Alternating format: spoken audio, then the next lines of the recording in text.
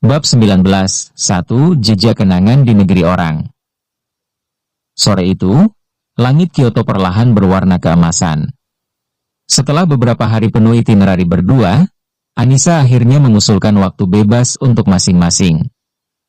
Panji memilih bersantai di penginapan sambil membaca, sementara Anissa memilih menemui teman-teman lamanya yang kebetulan tinggal dan bekerja di Jepang. Saat tiba di sebuah kafe kecil bernuansa Jepang modern, mata Anissa langsung berbinar. Anissa! 3 perempuan dan 1 pria langsung melambaikan tangan dari meja pojok. Mereka adalah teman-teman Anissa saat kuliah dulu. Nadia, si cerewet yang sekarang kerja di bidang fashion. Alia, kalem tapi sering nyeletuk nggak nyambung.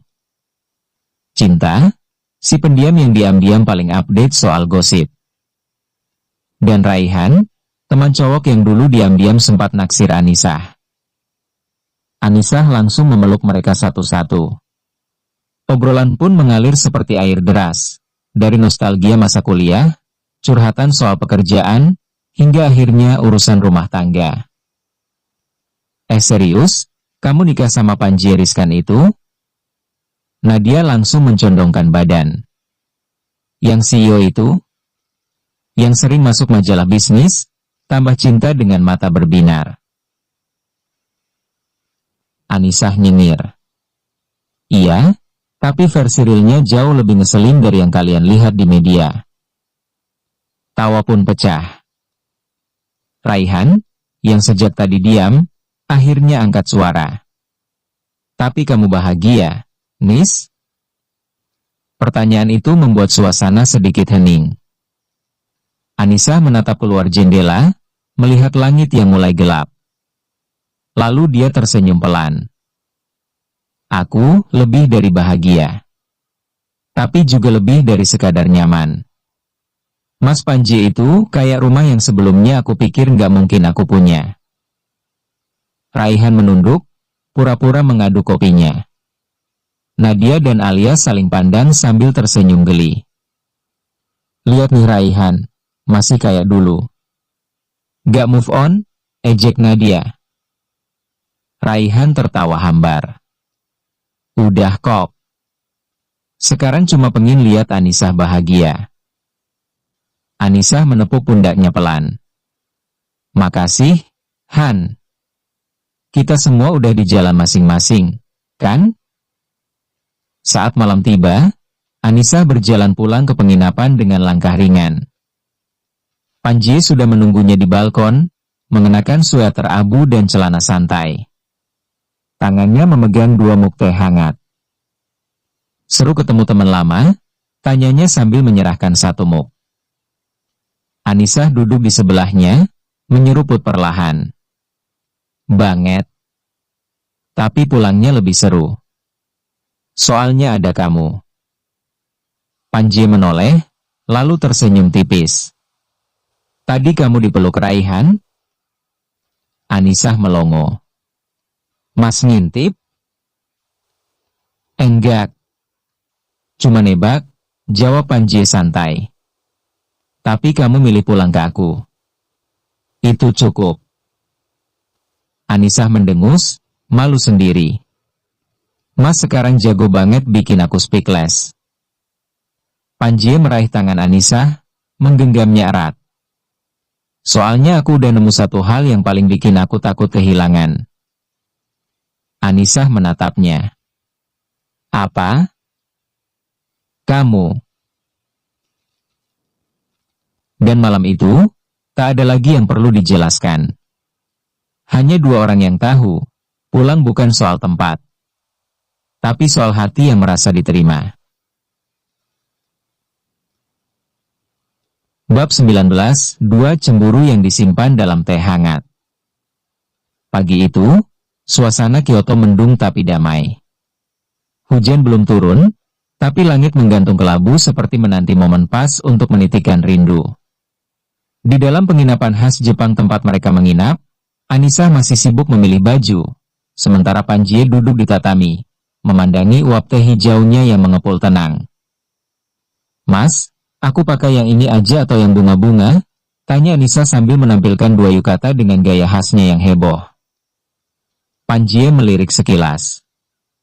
Yang polos. Kamu udah cukup ramai sendiri. Heh. Anissa melempar bantal kecil ke arahnya.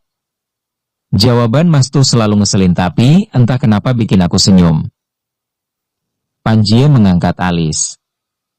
Efek samping cinta? Mungkin. Anissa nyengir, lalu masuk lagi ke kamar mandi untuk ganti baju. Begitu suasana kembali sepi, Panjie menatap ponselnya. Satu notifikasi DM Instagram masuk, dari Nadia, salah satu teman Anissa yang baru mereka temui kemarin. Isinya cuma satu foto, Anissa dan Raihan tertawa bareng, bahu mereka bersentuhan. Captionnya, nostalgia kecil kemarin. Panjie menatap layar ponsel itu lama. Matanya tak menampilkan kemarahan, tapi juga bukan ketenangan. Ada sesuatu yang mengganjal. Ia letakkan ponsel, mengambil cangkir teh, lalu meminumnya perlahan. Tapi kali ini, rasa hangatnya tak mampu menenangkan. Beberapa menit kemudian, Anissa keluar dengan yukata biru muda. Gimana? Panjie menoleh.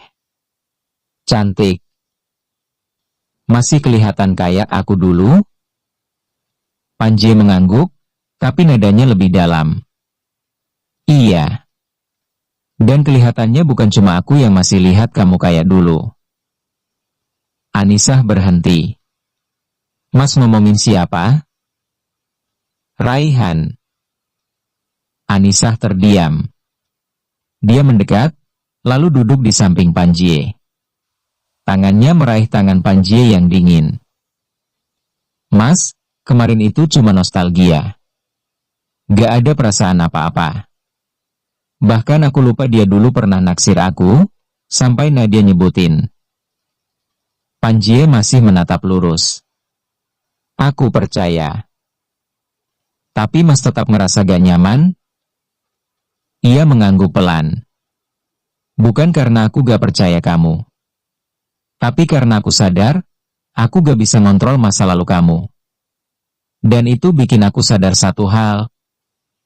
Anissa menoleh, penasaran. Bahwa aku bisa kehilangan kamu kapan aja. Sekuat apapun aku jaga kamu, masa lalu tetap punya jejak. Anissa tersenyum lembut. Ia meraih wajah Panjie, menatap matanya penuh keyakinan. Mas, yang aku jalanin sekarang, yang aku bangun, yang aku jaga semuanya Mas. Bahkan jejak masa lalu pun udah aku tinggalkan, karena jejak baru aku adalah langkah kita berdua. Dan untuk pertama kalinya, Panjie terlihat benar-benar lega. Ia mencium kening Anissa, lalu berbisik, kalau gitu, jangan pernah jalan terlalu cepat. Biar aku bisa tetap seiring, langkah demi langkah. Anissa tertawa pelan. Iya, asal Mas juga jangan terlalu col. Biar aku gak kedinginan di jalan. Panjie menariknya dalam pelukan. Di luar, hujan mulai turun pelan. Tapi di dalam, kehangatan mereka tak tertandingi. Bab 19, 3 Senja di atas Danau Kyoto. Langit Kyoto berubah menjadi semburat oranye keemasan ketika matahari mulai merunduk perlahan. Udara sore mengalir lembut, membawa aroma dedaunan musim semi dan suara burung yang kembali ke sarang.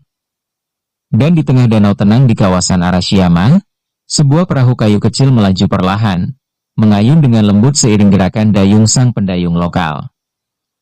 Anissa duduk menyamping di dalam perahu, mengenakan yukata bermotif bunga sakura yang serasi dengan suasana. Sementara Panjie, mengenakan yukata abu-abu gelap yang menonjolkan ketampanannya, duduk di seberangnya. Menatap tanpa banyak kata, tapi matanya mengucap ribuan rasa. Aku pernah baca, katanya cinta itu seperti danau. Diam, tapi dalam. Gak banyak bicara, tapi bisa menenggelamkan siapapun yang terlalu dekat, gumam Anissa sambil mengusap air danau dengan jari-jarinya. Panjie hanya menanggapi dengan senyum tipis. Ia membuka kotak kecil dari saku dalam yukatannya. Sebuah kalung sederhana dengan liontin berbentuk daun maple tergantung di ujung rantainya. Apa ini? Anissa menatapnya dengan kening bergarut. Simbol kita di Kyoto. Biar kamu ingat, di tempat seindah ini, kamu pernah membuat suamimu jatuh cinta untuk kesekian kalinya. Ujar Panjie sambil memasangkan kalung itu ke leher Anissa, tangannya bergerak pelan dan penuh kelembutan. Anissa diam. Napasnya terasa berat, tapi bukan karena beban. Justru karena hatinya mendadak penuh. Ia menatap Panjie yang kini duduk lebih dekat, jarak mereka nyaris lenyap. Mas, tahu nggak dari semua tempat yang pernah aku datangi, kayaknya yang paling indah itu, tempat di mana Mas ada di samping aku, lirih Anissa. Panjie tak menjawab. Ia hanya menatap mata Anissa dalam-dalam, seolah ingin membingkai momen itu di memorinya. Senyumnya melunak, lalu tangannya menyentuh pipi Anissa. Aku cuma butuh kamu bilang satu hal, ucapnya pelan.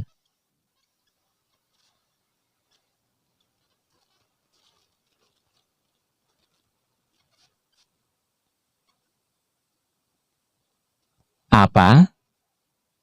Kalau kamu juga jatuh cinta lagi sama aku. Di danau ini. Di bawah langit Kyoto. Anissa tertawa pelan, senyumnya mengembang. Jatuh cinta lagi, Mas. Aku sudah tenggelam. Dari awal. Dan sebelum kata-kata selanjutnya sempat keluar, Anissa mencium pipi Panjie pelan, hangat, dan penuh rasa. Panjie diam sejenak, lalu menarik Anissa dalam pelukan. Di atas danau itu, dengan langit senja sebagai saksi, dua hati menyatu tanpa gaduh. Hanya ada suara dayung yang terus mengayun, dan angin yang ikut tersipu. Bab 19, 4 Janji Malam di Bawah Lentera. Setelah momen romantis di danau, malam itu Panjie dan Anissa berjalan menyusuri jalan kecil yang diterangi lentera bambu menuju sebuah ryokan, penginapan tradisional Jepang. Langit malam Kyoto dihiasi taburan bintang, dan langkah kaki mereka terdengar ringan di atas kerikil. Anissa menggandeng tangan Panjie erat, dengan pipi masih merona karena ciumannya tadi. Sesekali ia mencuri pandang ke arah suaminya yang berjalan dengan tenang tapi jelas sedang menahan senyum. Mas, kok dari tadi senyum-senyum mulu sih? Tanya Anissa mencolek lengan Panjie.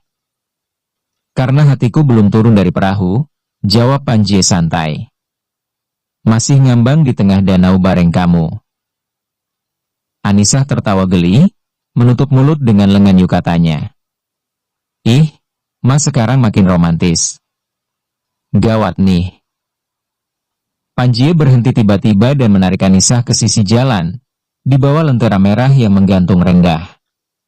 Wajah mereka saling berhadapan, dan bayangan cahaya lentera menari di bola mata mereka. Gawat kenapa? Bisik Panjie pelan. Anissa menelan ludah. Gawat karena, aku makin susah berpaling dari Mas. Bagus. Jangan berpaling. Karena mulai malam ini, aku mau kamu janji satu hal. Anissa menatapnya serius. Janji apa? Panjie menggenggam kedua tangan Anissa, jemarinya menghangatkan. Apapun yang terjadi nanti. Di luar negeri, di rumah, dalam bisnis, atau keluarga, tetap jadi Anissahku. Yang lucu, keras kepala, tapi setia. Anissa mengangguk pelan. Iya. Dan Mas juga jangan berubah. Tetap jadi pelindungku, temanku, dan rumah paling tenang buat aku pulang. Tak butuh banyak kata lagi. Panjie mengecup kening Anissa penuh makna. Sementara lentera-lentera di jalan itu terus menyala, menjadi saksi dua insan yang saling mengikatkan janji, bukan dengan sumpah, tapi dengan hati. Malam itu, Kyoto tak hanya menyimpan kenangan, tapi juga awal dari babak cinta yang lebih dalam. Bersambung.